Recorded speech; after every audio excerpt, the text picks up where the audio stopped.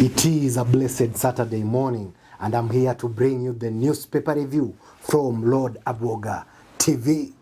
Now, very interesting things here. You remember President William Ruto called JB Muturi as incompetent AG. I had a problem with the AG who was there. He was fairly incompetent, but I now have a very competent lady. I think JB Muturi has decided to fire back, and JB Muturi is firing back very seriously. Now, today we are going to start with the Daily Nation. On the Daily Nation, the headline is shock revelations. Now, JB Muturi has revealed some very shocking details about how President William Ruto always contacts business. Now, President William Ruto has been telling us that JB Muturi was incompetent, but JB Muturi has come up with revelations indicating that President William Ruto called JB Muturi incompetent because JB Muturi did not agree to go as per his fishy dealings. Now, thing one, JB Muturi says that President William Ruto has two personalities. I think William Ruto is a person with two personalities. The William Ruto that presents himself to the public is a completely different character from the one that sits behind in the office and crafts stuff. He displays a very good, like an angel-like character when he is in a public space. But when he is in a private space, he goes wild and he behaves like an animal. That is what JB Muturi implies. And he says, JB Muturi goes ahead and says, that is a very dangerous character. It's quite a dangerous character. I think character who has two personalities is a very dangerous character.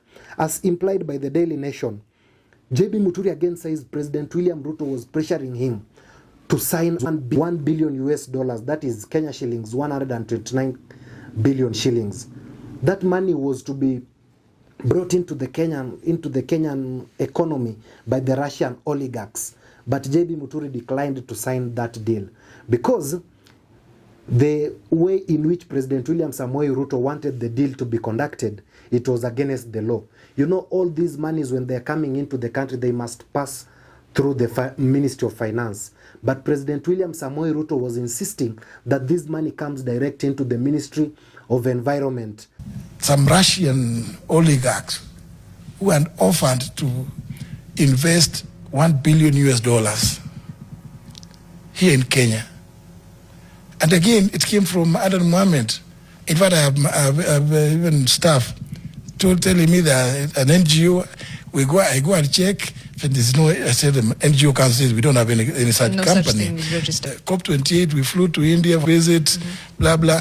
I am landing on my way back because Guru. Accounts. Remember, by that time, the Minister of Environment was being headed by Soipan Tuya. Let me not derive more in that angle.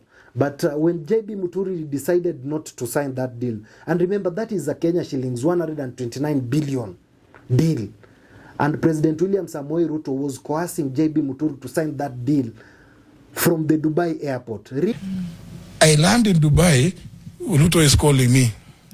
Those people, those Russians, they are there, they are in Dubai, they are waiting, you signed in. I said, I'm just at the airport and I'm on transit. I am not leaving the airport. Right. He said, no, but they are there. Your people, your staff have already worked on the document. I said, no, I will need to go and review it in office. This document being the deal. The deal. They were purporting to give a grant of $1 billion US to grow allegedly 3 billion trees to answer 15 billion. William Ruto, whenever he comes up with a program, it's for money. But JB Muturi declined. I think there is whereby President William Ruto started terming him as an incompetent AG. Again, AG JB Muturi implies that President William Ruto gave him powers to approve and to make contracts, government contracts up to Kenya shillings 1 billion. Those are a lot of powers. Those are just powers to coerce JB Muturi to fall into President William Ruto's trap on fishy deals into the country. JB Muturi tells us that we are dealing with a dangerous person and very unfit to become the president of the Republic of Kenya. Hey, I told you, when JB Muturi starts talking, when you hear anywhere that JB Muturi will be having a certain press conference or he will be in a certain media house, please chukua kiti, kimbia hapo kwa TV ama kwa radio very fast, so that you can get these exposés at first hand. Again, Daily Nation is highlighting to us how 3 witnesses saved MP Didmas Baraza from jail in Olunga killing. That was an expose by the NTV. Yeah, that case was very technical, and I think Didmas Baraza had to go out of his way and defeat justice, because it was there were 22 witnesses. Let me just bring you into the real picture on what happened. There were 22 witnesses, but these 22 witnesses, they narrowed down into 3 witnesses. These 3 witnesses are Brian Haemba, who was the competitor to Didmas Baraza in the 2022 Kimilili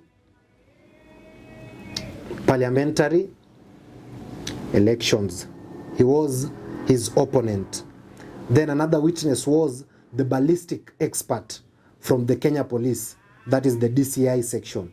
Then another serious witness was the driver to Brian Haemba, of which when Didmas Baraza was firing that shot towards Brian Olunga, the driver was at the scene. Now, very interesting part here. Brian Haemba says that he just heard of gunshot, but he didn't see Didmas firing the shot.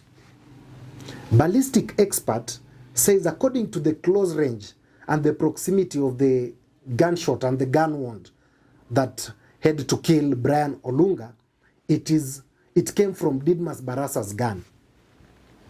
Then the driver to Brian Haemba says that initially on his statement, he said that he saw Didmas Baraza firing a shot towards Brian Olunga when he was in the car.